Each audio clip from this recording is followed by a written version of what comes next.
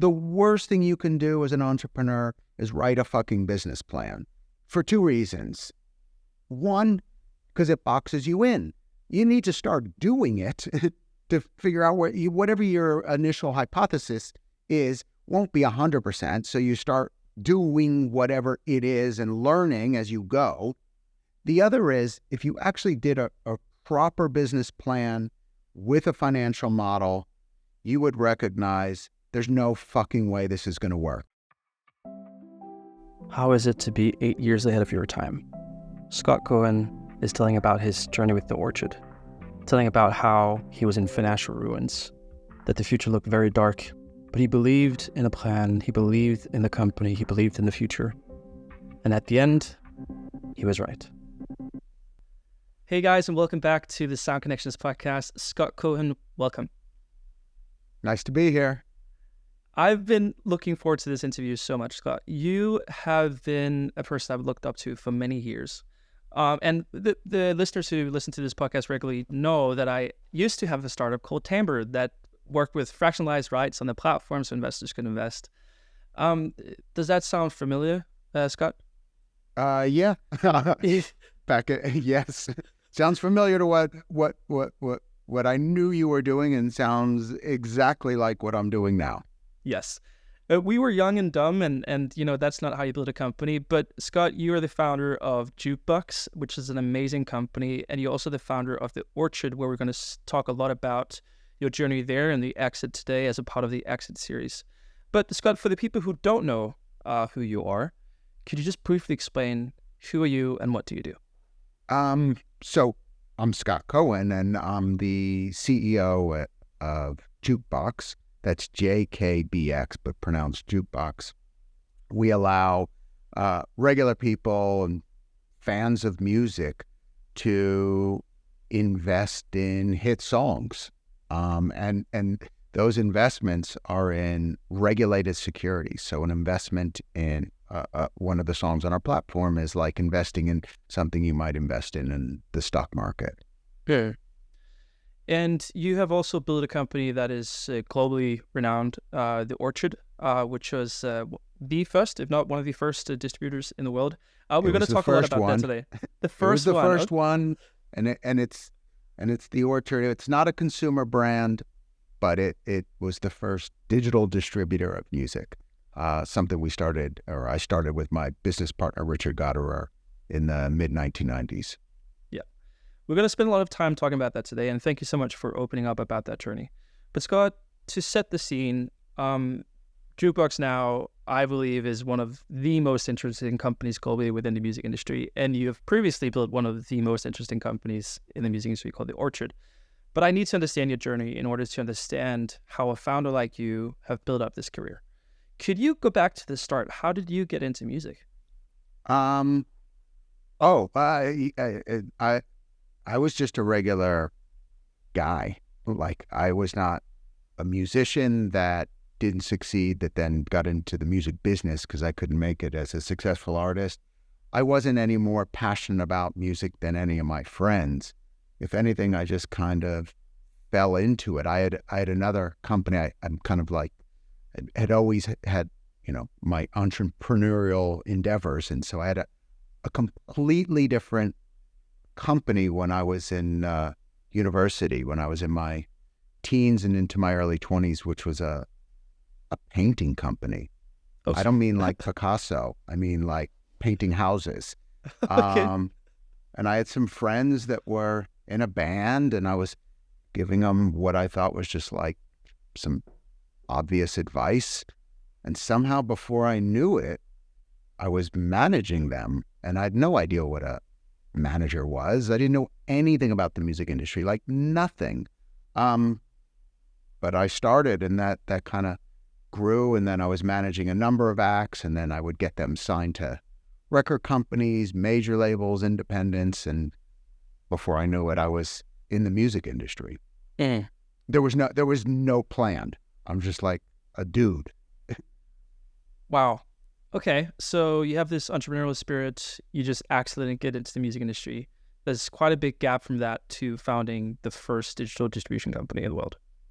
Yeah, well, what happened was from managing, I then set up a record company, an independent record company, and this was 1995, and I set it up with my business partner Richard Gotterer, and those are people that know me know this story a bit, but we were just terrible at running a record company, and he's a seasoned veteran. He should have known better. Like he had done some big stuff in the music industry. Like he's also quite a legend. But our label had failed completely. I'd lost all my money that I'd put in, and I was actually at zero. And so what I started to do was leverage the new technology of the day. And in 1995, that meant the World Wide Web.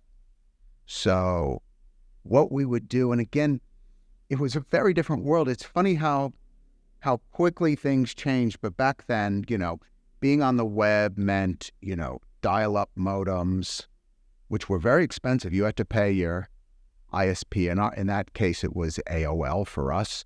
We had to pay AOL for every minute we were online, and you used the phone line, and the phone company charged you for every minute you were online. And so we had 10 computers and 6 phone lines. And what we would do is we would have unpaid interns from New York University go into those message boards where people would talk about music, because that's all you could do in 1995 was talk about music. There was no video, there was no audio, there were no photos, but there were these message boards. And when people were talking about music, we'd have the interns click on their username and send them an email. And they'd say, hey, you should check out this band on our label, blah, blah, blah, blah, blah. And in 1995, what was extraordinary was we got 100% response rate. Everyone that received an email responded. Wow. And it almost always was thank you. Like, thank you for sending me an email. Because in 1995, it was probably the first email they ever received. Mm-hmm. I mean, you've got mail. Like, they never had that before, and it was exciting. And then it was about music, and people would send us messages like, where can I buy the CD from this band? And we're like, and then message back, well, where do you live? And they'd be like, I don't know, Akron, Ohio. We're like, okay. And then we call our distributor, and they go like, we'd email them back, well, we have one CD in Cleveland, Ohio. Is that close to you? And, it was all this kind of stuff, this back and forth. Ultimately, people would send us $10 checks in the mail, and we'd ship them a CD. But Richard and I, we didn't have this epiphany. There wasn't some light bulb moment. There was, over time, and not a tremendous amount of time, we started to recognize what the power of the World Wide Web would be. That obviously things would get faster, and, we were still oftentimes using black and white monitors, be like, they'll be in color, and things will get smaller and faster, and we'll be able to do more things. And ultimately we realized, anything that could be digitized would be digitized. Things that sound so obvious now, but weren't back then. And we thought, people will be creating and consuming media digitally, and this is how it's going to be. And everything's going to be on demand, and you'll get whatever you want whenever you want it. And based on that, we opened up the Orchard in 1997 as the first ever digital distributor of music. Wow. Scott, I have a question before we go further in the story, because if you ask around, and I know a lot of people that know you, there's almost a consensus about, now I'm putting my own words, so you being almost like a music technology prophet. People don't use that word. I'm just making my own colored version of it. Which means every single time there's a new technology, that being blockchain, AI, metaverse, whatever space, you quite a lot of years ahead about understanding how this will impact the music industry. Sometimes you're right about the timing, sometimes you're not, but nevertheless, you have this foresight. So for me, it already seems like this is what's happening with the Orchard, because you just dumped into the music industry. You maybe did not have the predisposition to understand what would happen, but what happened in your understanding of technology that suddenly make you this, in my own very colored words, prophet? Sure. side of music I, industry. I like your choice of words, profit, with the PH that somebody can see in the future, because it definitely wasn't profit as in making a lot of money, because it was the exact opposite. Yes. So I was good at one kind of profit and terrible at another. Yeah, for me, it was always, to me, it was always self-evident. It was so obvious what was next, that because I'm terrible at predicting things. So I wasn't predicting. It was like, instead of looking at the music industry, I was looking at what's happening in the computer industry, what's happening in the broadband industry, what's happening in the mobile industry, because mobile wasn't a thing yet. But we're starting to look at that world. Then it was obvious what was going to happen in the music space. There wasn't any great, honestly, there wasn't any great prophecy. It was like, this is the technology that's happening. This is how other industries may be adapting it. This is, other industries may be having different issues that are somehow related, and just connecting some dots. Yeah, I don't know. It seems so obvious now, but truly it wasn't. I mean, I remember, I think it was 1999, we did the first ever trial for downloads over a mobile network, which was crazy, because as I'm telling my friends, you're going to be able to download music over a phone. But they're still thinking, the phone rings in the kitchen, they walk to the other room and pick it up, and it's got a cable. And what? I'm just going to listen through the receiver to a song. How does that work? Or no, I'm going to dial something, because phones weren't like smartphones. They were old Nokias. But we did this trial in Finland with Nokia and Sonera, which was the phone company in Finland. And I think there was like 500 Finnish people in this group where they could download a song on their mobile network. But even to download a song meant you had to, the keyboard had like numbers on each, or letters on each number. So to spell out a name, you'd have to like push the number 2, 3 times, and then go to the number 5 and push it once, and then number 6, 7, 3 times. And like, you took forever, and you could spell out a name and then click on it. It was painful, but it was obvious that this is the way we're going to get to that the web, even though it was still slow on the desktop, we were already looking at, it's going to be mobile. Not that we were thinking about it being mobile. We were already doing it in 1999. And maybe, it's less about prophesizing about the future. It's more about, doing. It's less about thinking about what's going to be next, and just start doing things. Because it's in the doing that you understand the world. And what's interesting about the Orchard journey, and I've had the pleasure to hear multiple versions of it before, is you guys were ahead of your time, maybe a bit too much ahead of your time. Could you walk me through what happened? Yeah. It's nice to laugh about it all these years later.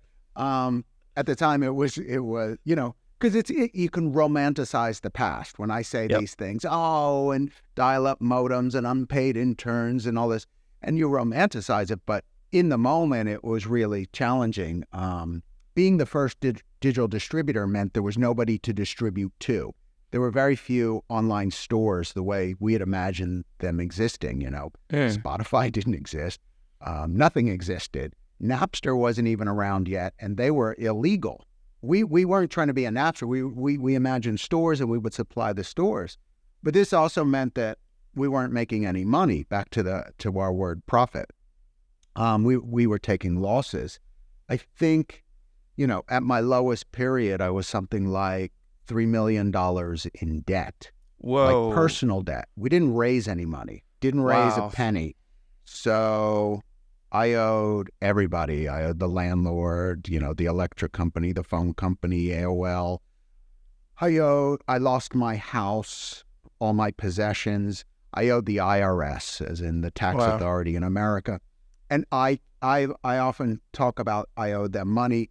They use different terminology. They say tax evasion or tax fraud. And not only do you owe the money, but you could spend 10 or 20 years in a federal penitentiary. So this is what was facing me, you know. So lost everything. I was homeless. And this is while the Orchard is on top, is by far the biggest digital distributor in the world, leading the market, doing all these things. And just to be clear, in the end, everybody was paid, especially the IRS. Everyone was paid off, but those were really dark, challenging times for an entrepreneur. You know, it wasn't like this story like, hey, I had an idea of the future and opened a company and put together a business plan and a financial model, raised some money, ran the business. It went so good. It got better. It got so good. It was great. It went great to amazing. And I sold it and I made $1 billion and I was off into the future. Like, sorry, that's not how the story went. It was quite challenging for many years. A lot of hard grit, you know, of sticking with it. What was it that made you so unrelenting in the pursuit of the company that you're willing to risk all of that? Because I was 1,000% sure that this is the future. It wasn't this is how people will do things. This is it. Whether it was going to be Richard, me, and the Orchard succeeding, I couldn't be certain. I wanted it to be, couldn't be certain. But would people be creating and consuming media digitally and accessing it from multiple devices on demand from wherever they are in the world? Yeah, that was the future. And I was just trying to stay alive long enough because I wasn't going into the future. I was standing still, waiting for it to come to me. Yeah. And finally, it arrived. It arrived in a big way in April 2003 with the launch of iTunes. Because when iTunes launched, all those years of suffering meant that we were also accumulating a catalog of digital rights, and we were sitting on the largest catalog of digital rights in the world. I think when iTunes launched, we were something like 1/3 of the iTunes music store. Because even the major labels had rights to music, they didn't have the right to exploit that music digitally. And that was our business. Scott, if it's okay with you, I want to go back to the misery a tiny bit. Thank you. Thank you. I bet, you know, all these years of therapy, but okay, yeah, let's go dig down deep again. So you and your co-founder, Richard, was on this journey together. If it's okay with you, I would love to understand what kind of conversations you had at this point. Like, were you when you were on the darkest of the dark, what were you talking about? It's interesting because Richard and I were and still are incredibly close. Like he's my dearest friend. And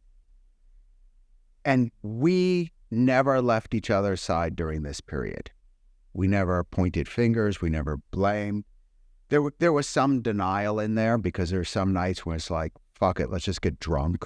Like, I'm sorry. Like if we're going to go down, then let's go down with a bottle of wine, you know. We were, but it was constantly just being scrappy, just trying to figure out how we're going to get out of there, what's next, and almost ignoring what was in front of us.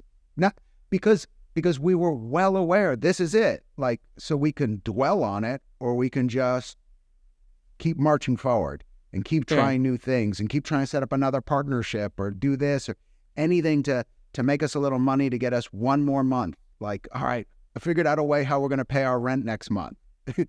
Because in the oddest way, we had already solved for the big stuff. We had solved the big picture. This is what the world is going to look like. This is what we're doing.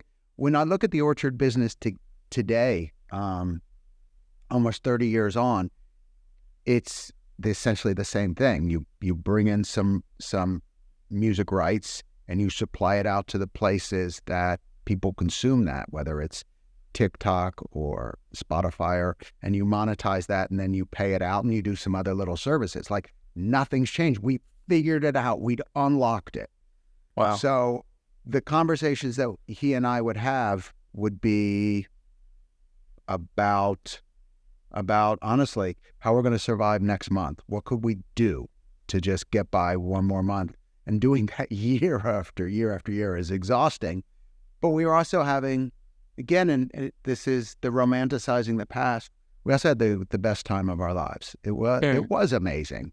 I mean, it was amazing. We were going through uncharted territory. I mean, it wasn't like, there's a lot of businesses in the music industry now, and it's like they're just going down a railroad track like a train. The track is laid. You just, you're going to get more subscribers or more users, or like the track is there. This was Wild West. Like, what direction do you want to go and how are we going to get there? Don't know. And just off into the wilderness. And there is an element of that being thrilling. You can have entrepreneurs that would know something 1,000%. A lot of people, not a lot of people, but some people can see what's going to happen, and they, as entrepreneurs, can pursue it. But there's many different motivations behind such things. For some, it's the monetary upside. For others, it might be fate, some sort of religious aspect. For others, it's other things. If it's okay, I do want to understand. Okay, you were 1,000% sure this was going to happen. Still, why? Well, what was the motivation behind not giving up? Yeah, it certainly wasn't money. Of course you want to make money and do that on some level, but if that was the motivation, then there'd be easier ways to make money. So it couldn't have been that.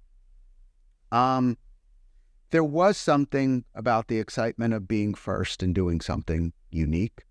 There was also something that was very interesting at the time where I wasn't trying to disrupt the music industry. Like, I hear this term disruption thrown around all the time, and I'm not a fan of disruption. What we were trying to do is we recognized an opportunity for, the independents and how we would involve them. Again, we weren't against the majors. It was the majors were sorting this out themselves. They didn't have a problem getting into iTunes in the day and the things that they were doing before that. But there was a whole class of musicians that were left out that for whatever the promise of the web was back then, it didn't exist, because there was this idea in the 90s, if you wanted to succeed, the music industry, everything before that up until this period, let's say 2000, was if you wanted to succeed, you had to get a manager and an agent. You had to get signed to a record company. You had to get on radio and get press and all that. You had to go through all those steps, and you needed, teams of people to do that. And the web was like, no, the promise is anyone can do that, right? But it turned out that wasn't the case, because you still couldn't get into, even before there was iTunes, there were other digital stores. And even before those, there were, sell your CD online, get into an online store. There were stores in the mid-90s called Music Boulevard and, places like that where people could order a CD online. But that was great if you were on a major label. That was great if you had a big distributor. But for everyone else, you were still out of the game. You had to get, quote, signed. So we said, that doesn't seem fair, because it's unlimited shelf space in the web. So we thought, actually, everyone deserves a chance. Everyone deserves a chance. We can't say that they'll be famous, but we should give them a chance. So that was the driving motivation. We're not taking away from everyone. We're just adding.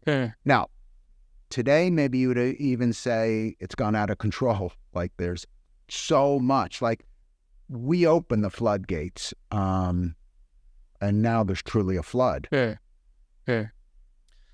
thank you for sharing your trauma with me and the audience. We can go to some of the good stuff.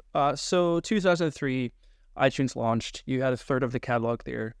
that must have been an amazing feeling. Was it just, winning from there on, or like what did you experience? Truly, it was win. There was so many losses, losing for so many years. We lost in 95, 96, 97, 98, 99, 2000, 2001, 2002. That's 8 years of a losing streak. We were due for a winning streak. And so I remember we got that first check from iTunes. So they launch in April, the end of the month. Then it's 30 days plus, I think, a week or 15 days. So it was like 45 days later. And we got that first check. And it was like, holy shit. And that one check was more money than we'd made the whole year. The second check was double. And those checks just kept doubling and doubling and doubling. And it just was a hockey stick spike to $1 billion. It's such an unconventional journey. And that's what's so amazing about the Orchard story is well, every single startup is its own journey, and every single founder is on their own journey. But the reality that you stuck to something so long is almost insanity. Like that at least from the outside, like, okay. Yeah, maybe. But yeah, maybe. I don't know. Yeah. No, but maybe it was insanity. It was also, it was truly desperate times too. I mean, it was desperate. And yeah.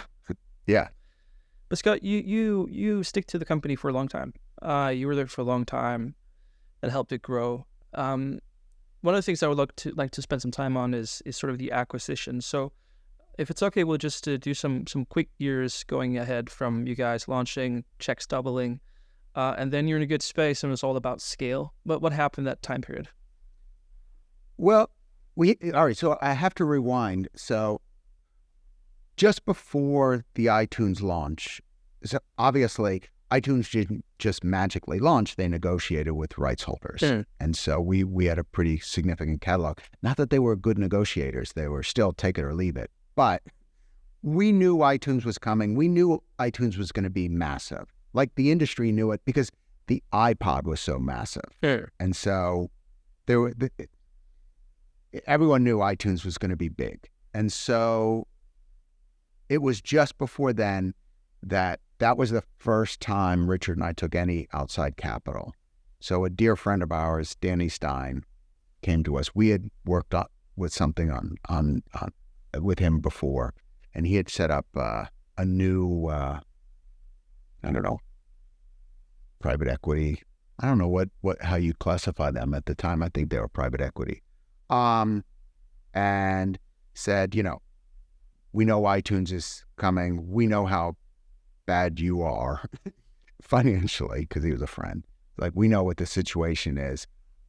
Now's the time you need growth equity, growth capital, because the point is, he knew our journey from 95. He's like, you guys have worked so fucking hard. iTunes is going to launch, and you're going to get your first competitor, your first real competitor, and they're going to come in fully funded, no skeletons in the closet, and they're just going to just wipe you away, and all that work was for nothing. It was quite a compelling argument he made. And I was like, yes. So we sold him a big chunk of the company so that, one, I could clear out the $3 million in debt, and two, we could have the growth capital to get one step ahead of this, what was going to be our emerging competition. It could have been one of the smartest moves I ever made, to keep that company, then to scale it.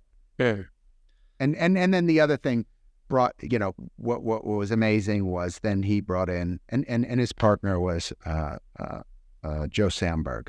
And what Danny and Joe did was then bring in professionals to augment, because Richard and I were scrappy entrepreneurs. And that's like, hey, let's bring in people that know how to fucking run a company. We got Greg Scholl was one of our early people. Like, get people that know how to do this shit. Like, you're good at survival. but maybe there's people that went to a Harvard University, for example, and actually know how to do it at this stage. And so I was like, yeah, that's a great idea. Let me ask you some question about that, because at least from here, it sounds like quite a unique thing, because you have been struggling and, in your own words, losing for 8 years, and still there's this investor that says, in spite of all of that, I'm gonna bet my money on you guys. That is not a small risk to take. What was it about your relationship and his trust in you that made that happen? It's funny because now that I think about it, because you're the first person I ever asked anything remotely like that. I always took it for granted. I never thought it was a risk from Danny and Joe. But yeah, they believed. They believed in our vision. They believed in the overall space. They too knew what was happening with iTunes and the size of our catalog and our positioning. Yeah, I mean, it's interesting. Maybe another way to phrase that is, when we talk about risk, people are often talking about the investors risking. And I don't believe they're risking at all. If an investor puts in money, if you're a VC or private equity and you're investing in something and the investment doesn't work out, do you lose your home? Do you not go to a nice dinner that night? They're not risking anything. This is their extra money. They haven't risked anything. The people risking are the people like me living on the floor of the office, the people that are employees of a startup. You want to talk about risk. If the startup doesn't work, they lose their job and they can't pay their rent or their mortgage. If they're American, they can't pay for their health care. I mean, you want to talk about risk? How about work at a startup? Not invest in a startup is not risky. Wow. It's not risky. That's amazing perspective. I haven't actually had it. I asked a question you haven't had before. I haven't had that answer before. So thank you so much for that. Yeah, no, it's that, again, I get that they're putting up capital.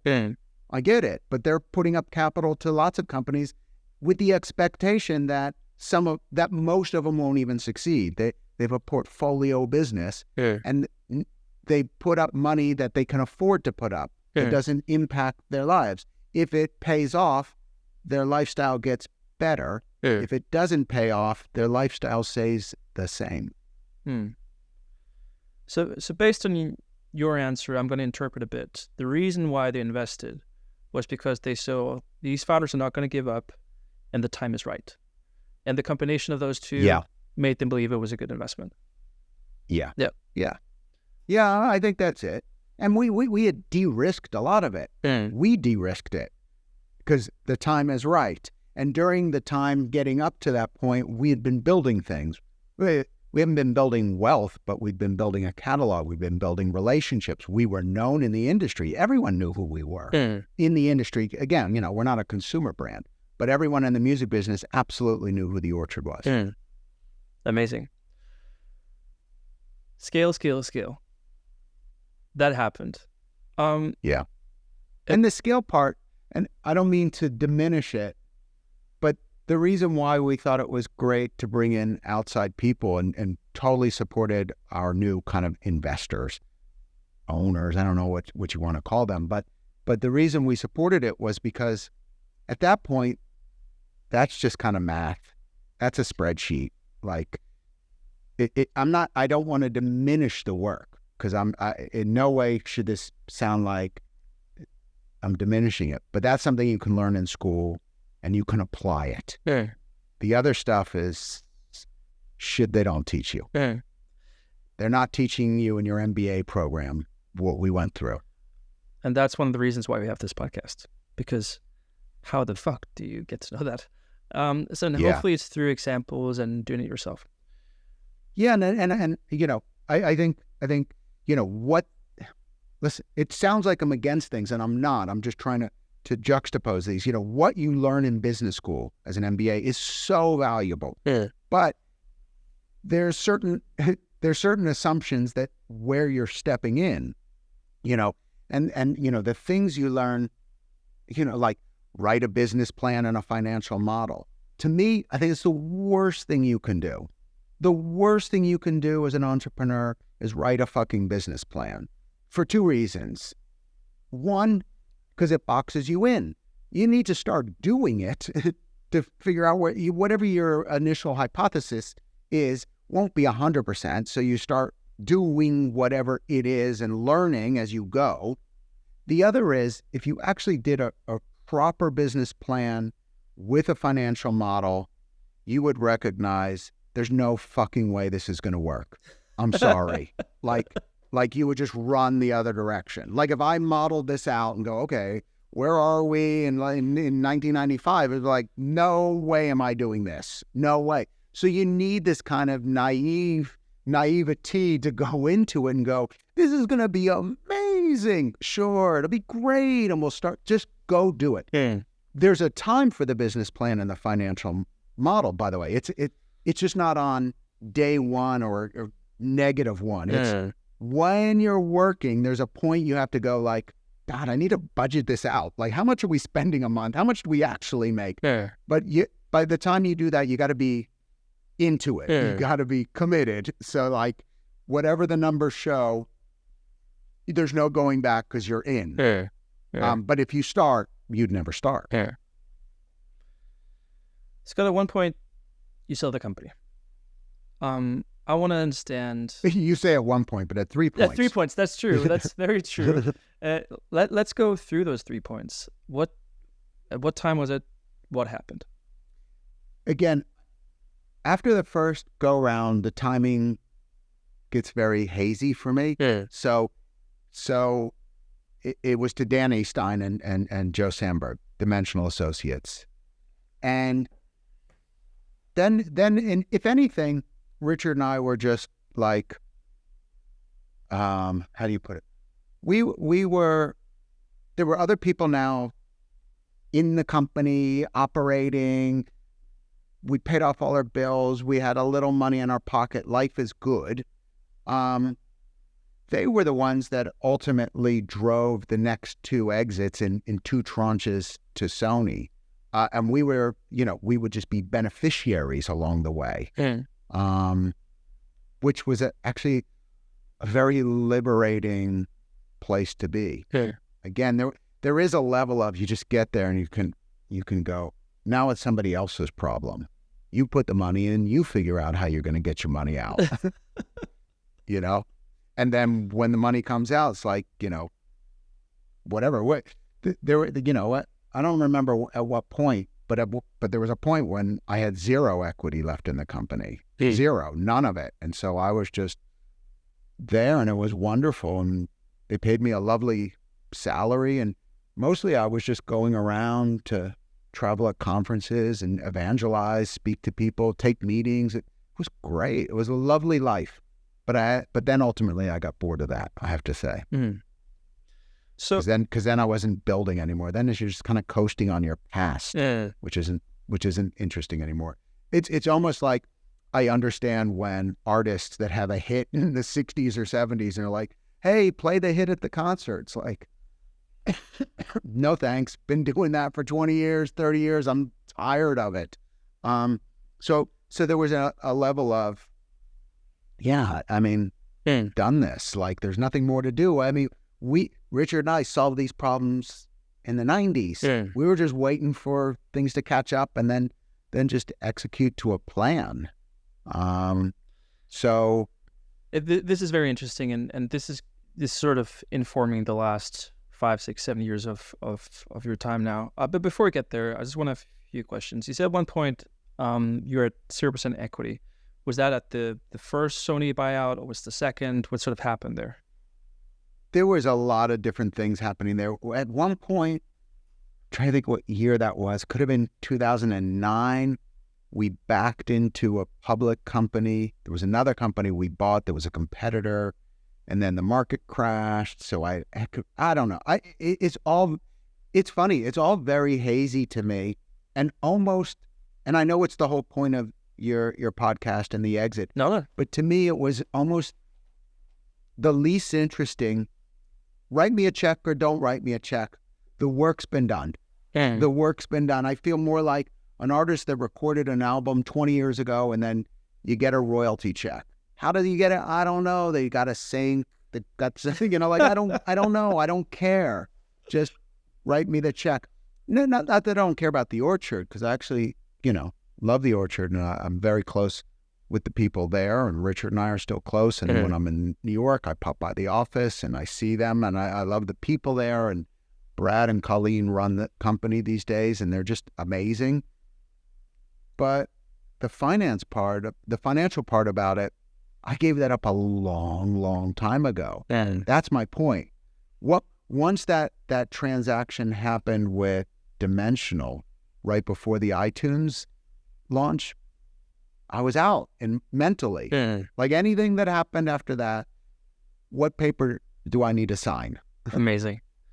Okay, Scott. So for the last 10 minutes of the podcast, we're going to talk about sort of the last 5, 6, 7 years you've had. One of the questions I've had going to this podcast is like, how in the world did you transition from the Orchard to Chief Innovation Officer of Warner? How did you make that transition? And my interpretation based on what you said is you had a lot of time to think. You had a lot of time to put your energy into new stuff and imagine stuff. Is that what happened? That's a lot.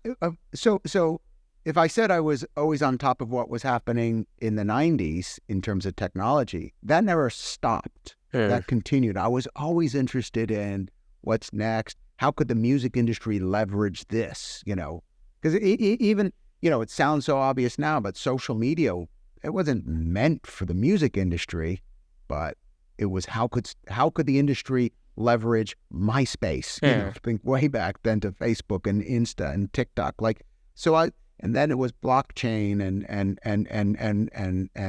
Web3 and AI and AR and VR and the metaverse. So I'm always interested in what's next and how the music industry will play in that. And I was kind of done with the Orchard in the nicest way done. Like I said, the hard work had been done a long time ago, and I didn't want to be somebody coasting on the past. And I announced my retirement. And then in the interim, I was talking to the CEO of Warner Music Group, and he asked me what I was doing, and I don't know, and we were talking about the future, and then I don't know, it would all just kind of happen, and one thing led to another, and I retired from the Orchard on February 1st, which was a Friday, 2019, and then took the weekend off, and then that Monday I was sitting in Warner Music Group's offices as the Chief Innovation Officer, kind of trying to say, if I could take something from nothing, could I take something that's already worth billions of dollars and help them chart the future of that organization? Because you could see what was on the horizon, growth of Spotify, for instance, growth of TikTok. But could you look over the horizon? What's beyond that? That we see. What's over the horizon? That was an interesting challenge for me. And with that said, I don't think I necessarily succeeded at that challenge at Warner. It was probably my if anything, that was probably my biggest failure. I mean, I don't know how they perceive it, but I perceived it like I didn't accomplish what I had hoped to accomplish there. Because I knew what to do, how to do it, how much it would cost, who could do it, all that. And then I got mired in the large corporate politics. It's not about Warner, it's large organizations. You can't just do what you want to do. No, you gotta go through committees and approvals, and what would be so simple is now taking 9 months, and finally everyone's like, okay, we're gonna do this project. Yeah, everyone's agreed. We're gonna do the project. We have the budget. We know who's gonna do it, and great. We can put it in next year's official budget. Now you know what it is, then you can get it approved for next year and you can launch it in another. And oh my God, you're saying I just spent 9 months to do this, but we can't actually do it for another year after this. It's not how I was used to operating. And we don't need to dwell too much on that because I want to spend some time on what's happening now. After Warner, you believed you failed. But for me, it just sounds like a founder entrepreneur spirit, not maybe necessarily put in the right space to thrive. And as far as I've also understood, you were planning on retiring then, but then the spirit of Yeah. entrepreneurship caught up with you. What happened? Yeah. Again, another opportunity. It truly, it is odd from entrepreneur's mind. Like you see it and you can't control yourself. And so the opportunity was to create a new layer of revenue opportunity for the music industry. As I said earlier, I'm not a believer in disruptive technologies or disruptive companies. I like enabling companies that enable the industry to grow bigger. And I love the music industry. I've been in the music industry most of my adult life. So I love the industry.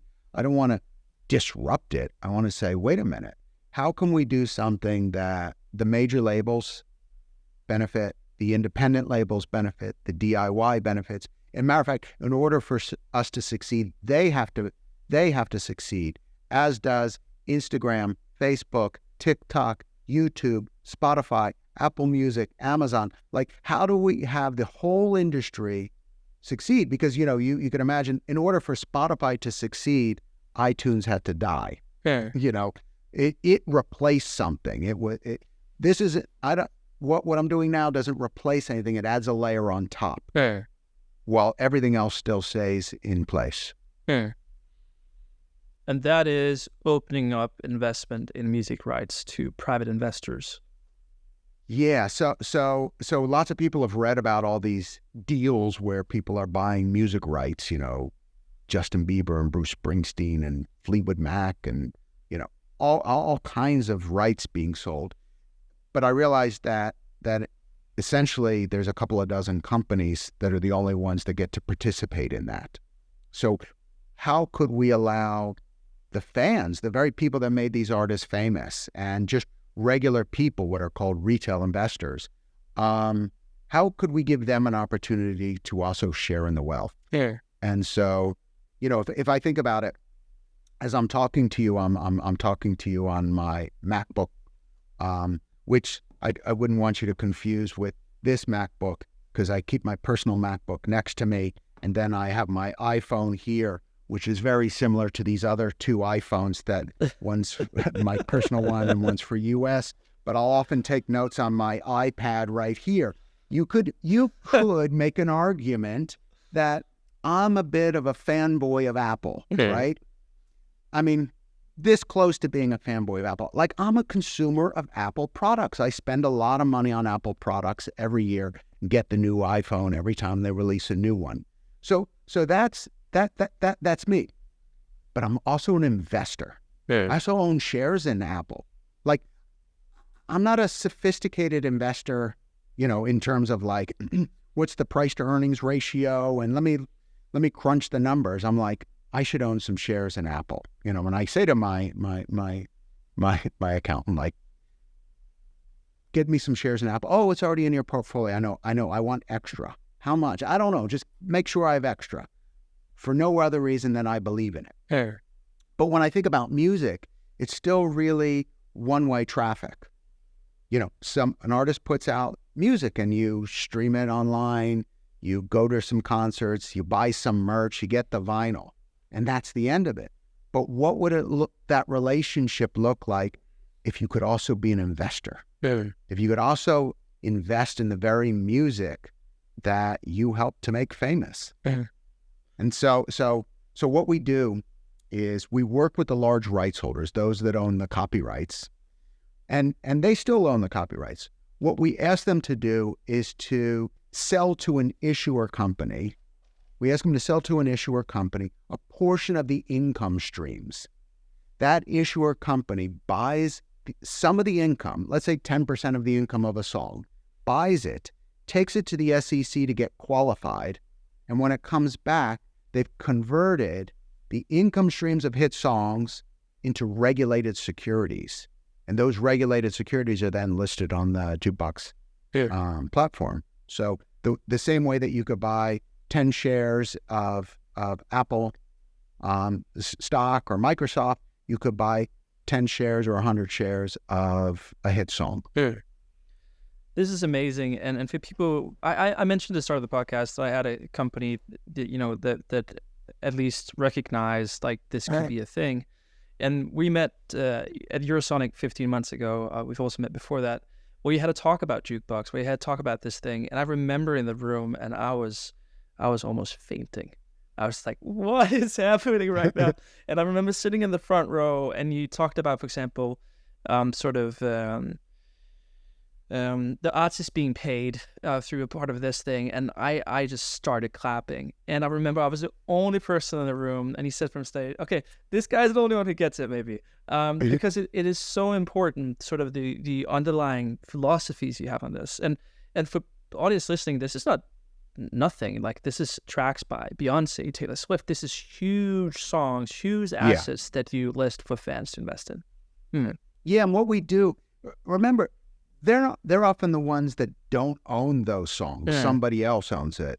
And so we established this creator program where even though we don't have a contractual obligation to pay the artist, the songwriters or the recording artist, and there's no royalty, like we're not playing music, we still thought they need to get paid too. So we created this pool of money that we divide up between the creators, because without the creators, there's no music, and without music, there's no music industry, and without music industry, there's no music investing. So, yeah, we need to always take care of the creators, and so I think it's fundamental to our business, and I couldn't imagine doing it any other way. Scott, for me as an entrepreneur, you're doing something very important that maybe is not spoken about as much in public. There was this research project where I was a participant, where they interviewed me about investing in music and in companies. And one of the arguments I had is, I believe, historically speaking, music is undervalued. From a consumer side, it's people just don't pay a lot for it. And changing the narrative towards what is music worth is very important for the startup ecosystem. Because you have investors that, through their own behavioral finance approach, value music at some emotional level that also affects the willingness to put in capital. What you're doing now is you are giving different ways for investors to understand the value of music, which is absolutely essential to not only, build a company yourself, but stand in the forefront of the music industry, the music tech industry, and saying, hey, what we're working with is worth a lot of money. And I think it's important. And actually, to end the episode, that's where I'm going to leave it. I'm going to thank you for doing that, because now when I'm getting in money to to portfolio companies that I work with, I can show to Jukebox and say, this is at the end product. Even at a retail investor level, this is worth a lot of money. Yeah, and I know you're trying to end it. I'll go one more minute. I know you're like, okay, get this guy off, give him the hook. But and for those people listening, that you can tune out now. But the undervaluing of music is really odd, because in the digital age, as we transition from the physical to the digital, everyone was like, music has value and you got to pay for music, because people were stealing on Napster. It's like, you got to pay for it, as value. And what value did they assign to music? 99 cents. Like, are you kidding me? So a pack of chewing gum cost more than music, you're saying. I think we've been historically undervaluing music, and I think we continue to do it. If I think about passions that people have, music, quite ubiquitous. Let's look at other things. People like, I don't know, they like yoga. Do you know how much somebody spends on yoga? If they're a fan of yoga classes, the spandex pants, get a mat and a couple of blocks, and let's go on a yoga retreat. They spend thousands and thousands a year. If you're a fan of music, like, you don't spend that. Think about skiing, something I took up late in life just a few years ago. Like, holy crap, is skiing expensive? Like, you don't have to be a fan of skiing. You just go, I'm going to go away for a week of skiing. Thousands of dollars just in that week. You have to get a hotel, you have to fly there, you got to rent the gear, and you got the classes, instructors. Like, it is so crazy expensive. It's not even something you have to love. It's just like something you do. And then music, which is part of your life, you go, okay, I'm a super fan of music. And you go, great. How much do you spend? Well, $10 a month on a music subscription. It's $120. Go to a couple of concerts, bought some merch and a piece of vinyl. Like super fans are spending $500. Like to get a super fan to spend $1,000 a year. Like we're talking about what other people spend their money on. Is multiples above that. Music is so wildly undervalued. There's so much headroom for how we're going to grow this. Jukebox is just one of the ways that we're going to go, we'll show you there's more value. There's a lot more value to music, both intrinsic and extrinsic. Both. There is money to be made, and everyone in the ecosystem will make more, including the fans. That, thank you, preacher. I'm going to take that message with me. And no, I believe, I'm 30 years old, Scott. I have a long career ahead of me. And if there's one thing I believe in, then that's it. So thank you for doing your part. Awesome. Thank you for being on the podcast. Thank you for being honest. Thank you for sharing. Excellent. Have a great day.